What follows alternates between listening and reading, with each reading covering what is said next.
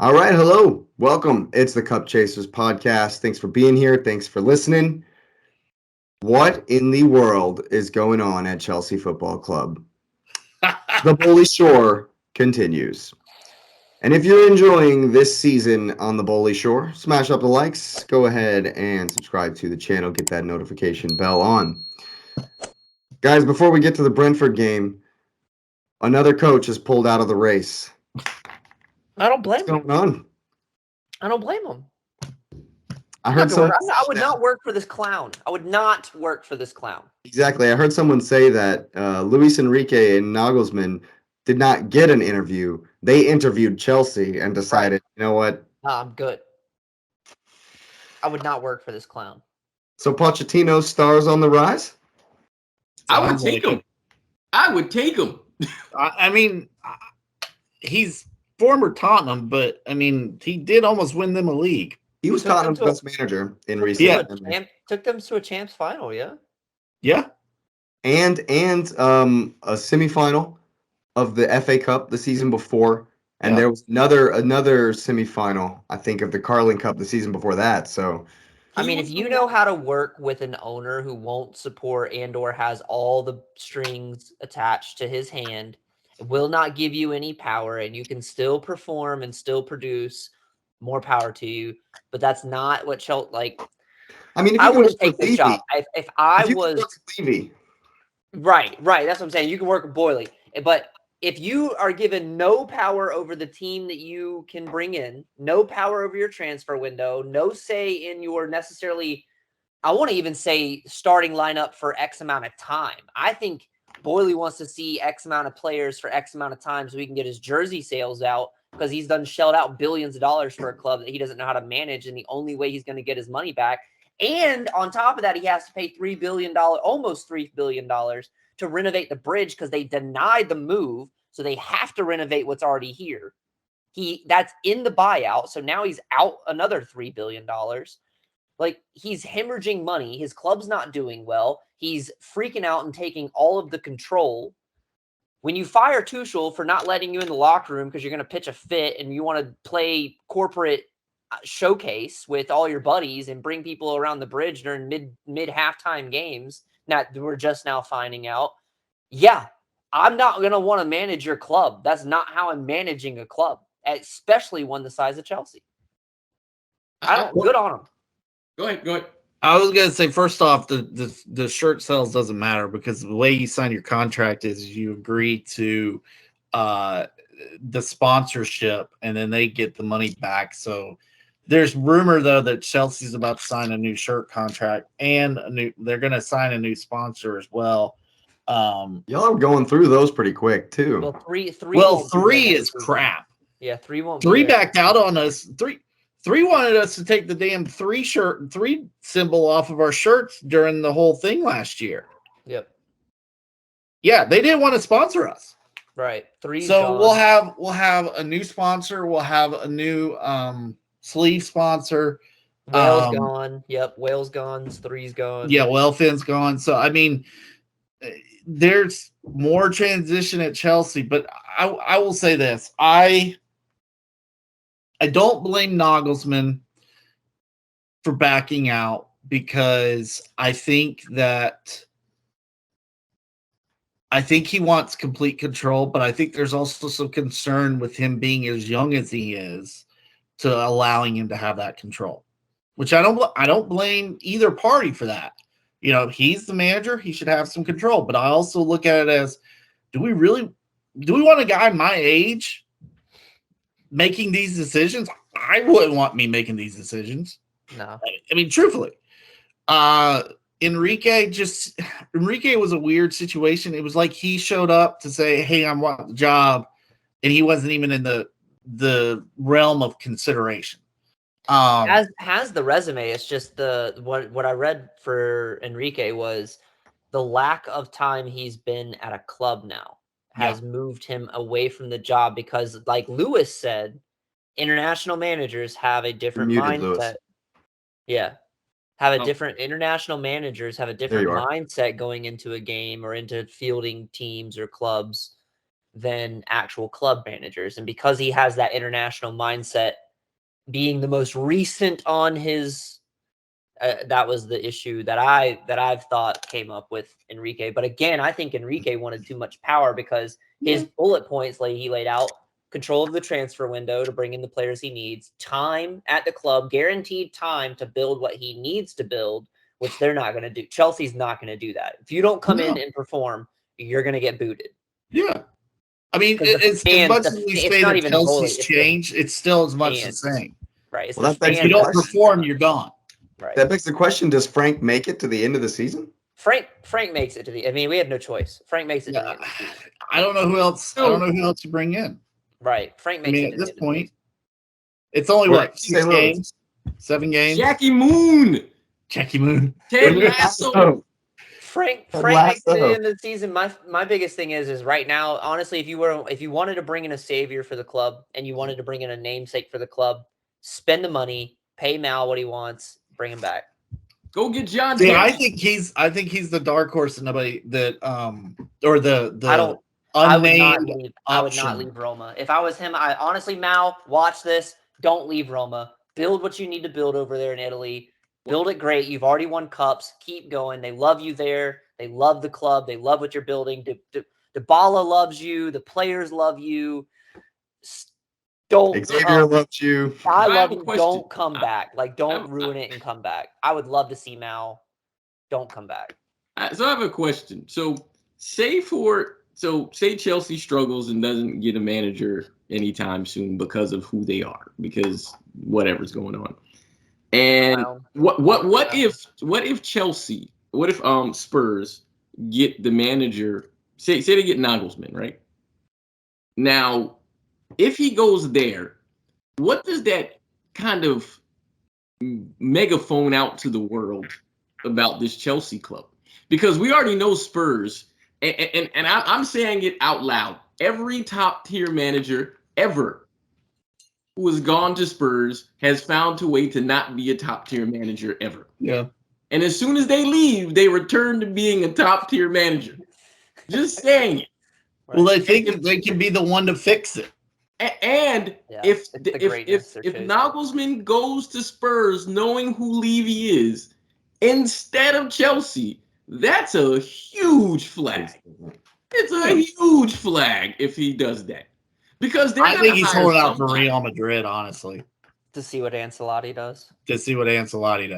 And again, I understand that. But if Spurs is able to take a manager candidate from Chelsea, that's a flag, man. I mean, there was already a flag because, I mean, I'm glad you didn't get Enrique. I mean, I'm not rooting for Chelsea in that kind of way, but you already know how my stance on it. I think he's clearly a good manager to somebody. I've not seen him do anything impressive at all on the national team level or in Barcelona. You said, well, he won cups. Well, I have Neymar, Messi, and if I don't win cups, Suarez. Yeah, I'm a loser too if I don't win cups with them either. Right. So stop it. That's not manager because you can go through. It's the Zidane argument. It's you had a stacked squad. You're a good manager because you came to a club with an amazing squad. But even but his is different than Zizou because Zizou, he's sort of the Phil Jackson of managers because he manages by personality. Yeah. So he was able to gel the personalities together to make it work. But tactically, he's not that guy. Enrique has neither. Because think about it, when Enrique got there, and when Enrique got there, Pep was there, Tata Martino had passed away, which is the only reason Enrique got that job. And then he literally just let Messi run the system. Mm-hmm. Messi was coaching that team. They was like Messi and Neymar had already been there to win. They brought in Suarez, and those guys were doing what they wanted. Go find any Barcelona fan during that period and just go look at any social media feed they had. They were like, what is he doing? Because what was he doing? Yeah. And so if we look at that, you dodged a bullet with that one.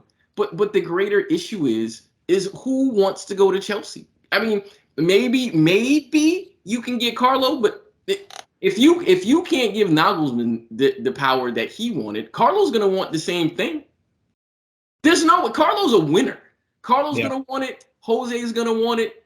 There's no manager worth anything that matches the profile of Chelsea that's not going to want what Todd's not willing to give. What Todd's not willing to give. I'll play devil's advocate since you like to.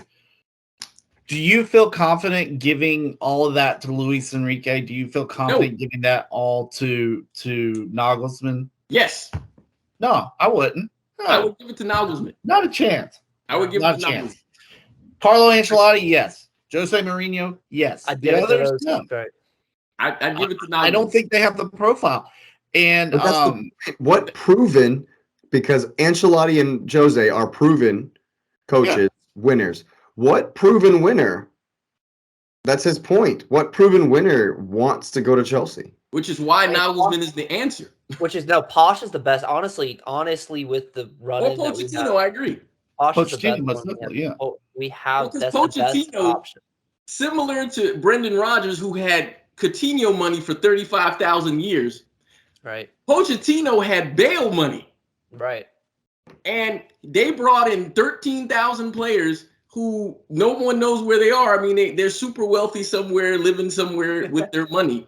And Pochettino was able to take that squad, sift out the whatever they were, and still have Tottenham in top 4 all the time. I mean, he literally took advantage of the rough period Arsenal went through. If he brings Kane over, that would be the greatest hijack ever. If we bring Kane over, we need a 9. We need a proven 9. Kane's got 2-3 good years left in it. Yo, prime good years. If he does that, that's a great. If he pulled that off, there's your person that will put the ball in the back. That's the play. That'd be the chess match. If Boyley wants to spend some money, you want to spend $100 million, Todd Boyley. You want to spend $200 million, Todd Boyley.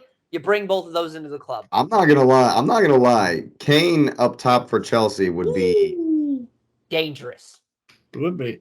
That'd be a move. That would. You're right, X. That would be the chess move right there for sure. Then you know who your manager is. That I don't even know why you talk to anybody else. He's the manager.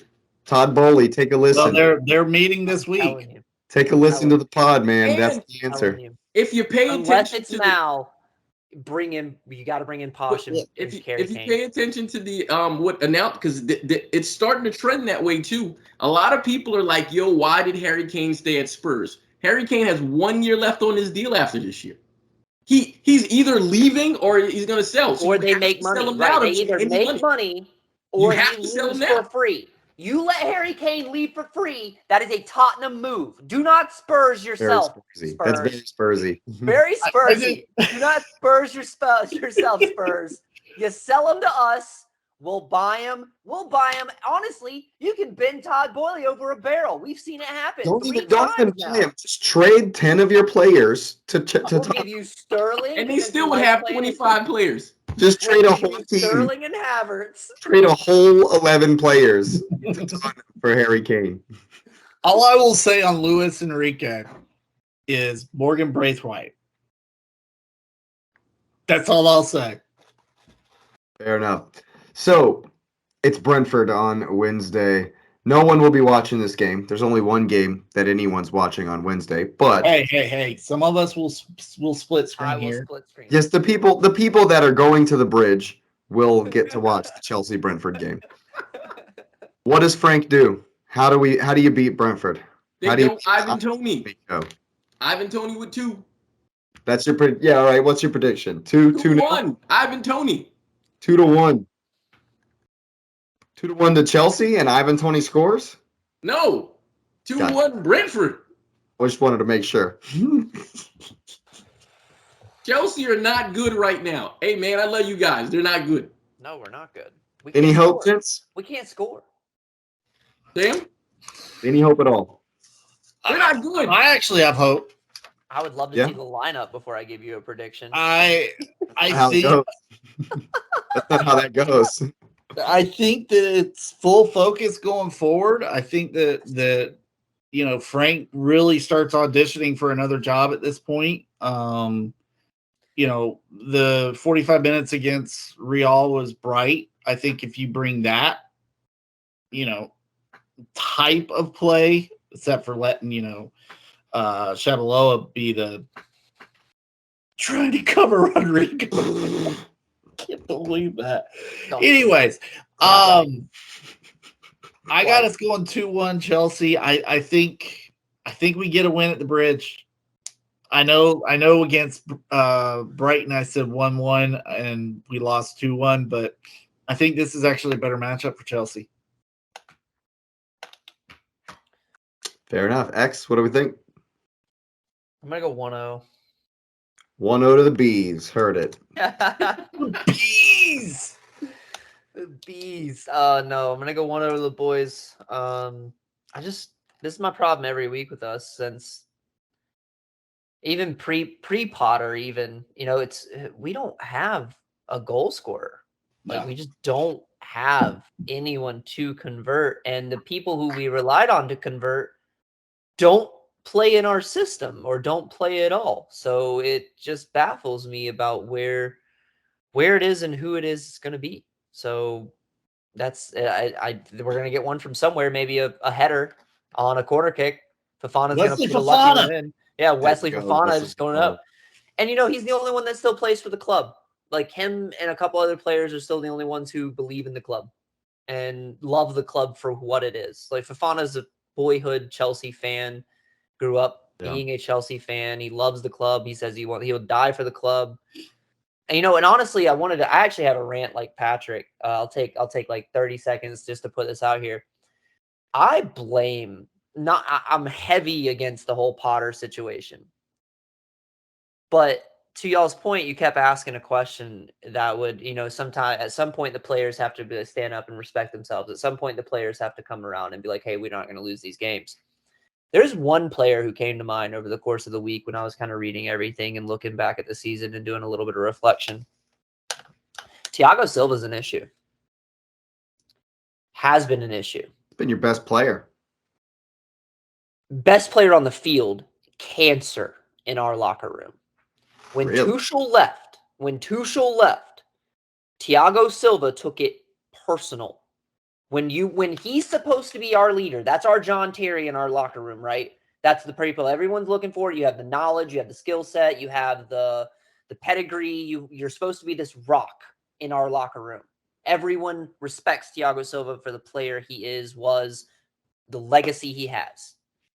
When you are vocally, and your family is vocally and like disrespectful and outwardly defiant against the manager, I understand Potter was who he is, but Thiago Silva did not help our situation.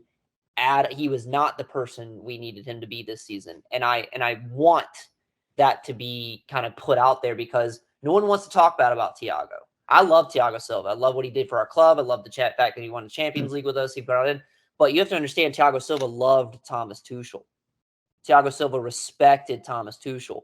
Thiago Silva no longer became the leader in our locker room when you put somebody like Graham Potter in front of him, and that's on Thiago Silva. Granted, it's on Bowley. I will never shirk the responsibility that Todd Bowley has in all of this. But as a player, as a captain, when you're wearing our band, when you're standing up for our club, and you're supposed to be this guy for us, you dropped the ball. And you dropped the ball because you got in your feelings, and he does not play for us the same. He does not hustle for us the same. I want that to be looked at and I want other eyes on it, because when I was looking at this, I blame Thiago Silva for a lot of our locker room antics. You're telling me someone like that can't get 30 guys behind him and at least make something out of a season, even if you have a manager who doesn't know what he's doing? You know what you're doing. He himself could have probably stepped up. And between him and Cesar Azpilicueta, you telling me those boys can't manage that squad? Yeah. Well, I mean, if you think about it, Cesar was out the door until Barcelona couldn't afford him. They couldn't register him. So he was out the door. Right. And I got nothing against Dave. Yeah. Huh? I said I got nothing against Dave. Right. I respect him. I think it speaks volumes. And I never really even thought about the whole Thiago Silva thing, but I think it speaks volumes that the team reacts differently now because N'Golo Kante is back on the field. Oh yeah. Like it feels like that's the heartbeat of the team now. And there's obvious reasons why. I mean, the guy's world class. He's fantastic. He's lovable. But I didn't really think about that on the Silva thing. There for a while, he also was kind of half-assing it, especially under Potter. There were a couple times where you're like, what? Huh? Is he really passing at this point? Right. Doesn't that beg the question in the sort of evaluation of players and their character about bringing in these old guys then? Because then you have to start thinking about bringing in a lot of these old guys if they're coming there for their manager and then they become crotchety because of whatever reason. You have to think about, are they cancers? Because the thing about it is that this is where I'm going to give more kudos to Arsenal. And I've given you your kudos, but they have a young team, but they brought in older guys that were young older guys. Yeah. So you brought in a Jesus, you brought in a Zinchenko, and those guys are what, like 27, 28. Yeah. They're not old, but they are seasoned and they're champions. They're veterans, right? They're not. And right. so you have to think about it. They're still flexible in the sense of changing the dynamic, understanding the team, understanding what they need to do. So in the segment we did where I think either Patrick or Jake brought it up where Zinchenko had to like physically bring people to him. That's something that a younger guy would do because they're not above that. Whereas the older guy is like, you ain't listening to me. I'm getting paid my millions of dollars. Yep. I don't care. Hey, man, I already won my medal. I already got what I need. And so that's how I feel about Thiago this season. Exactly. I already won my Champions League here. You're not listening to me. You don't respect me. You didn't even take our account into who you wanted to bring in. Okay, fine. Shuts the door on the leadership. Now mind you, I might be the guy in the heat of the moment where I'd be the instigator. I'm like, you're such a good leader that you got 6 put on you. I would bring that up, and he would have to fight me after that because, hey, man. Potter won't do that. Lampard would. Lampard would call him. I would have brought it up. I'd be like, hey, man, you're that guy, huh? Yeah. Don't let me be German. Don't let me be German because I for sure would have brought it up. Okay. But no, I mean that's interesting, and I think that's also one reason why they keep buying younger players too. If you truly think about it, of course you got that drive, that hunger, but there is some cancers in this team, and truthfully, and you're gonna scream at me probably, but could Mason Mount be a cancer at this point?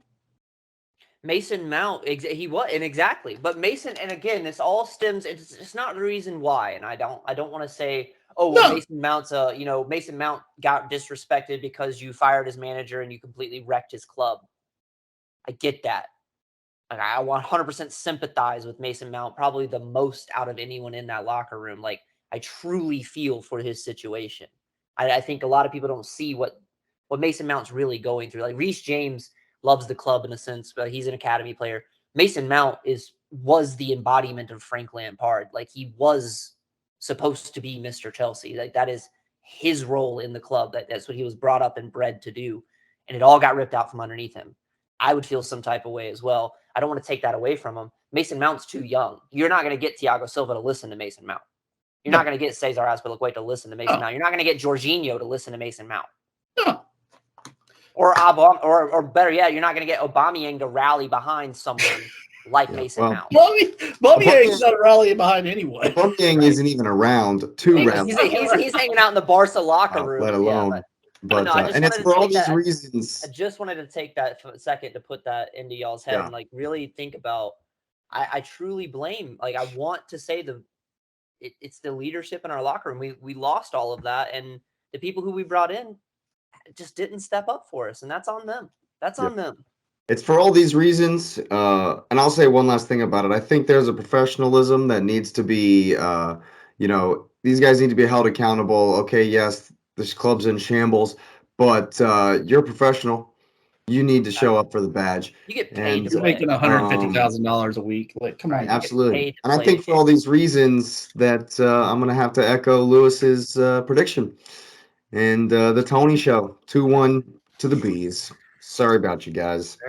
If you're crying like most Chelsea fans are right now, go ahead and cry all over the like button and subscribe to the channel. Get that notification bell on. We will be back very, very soon.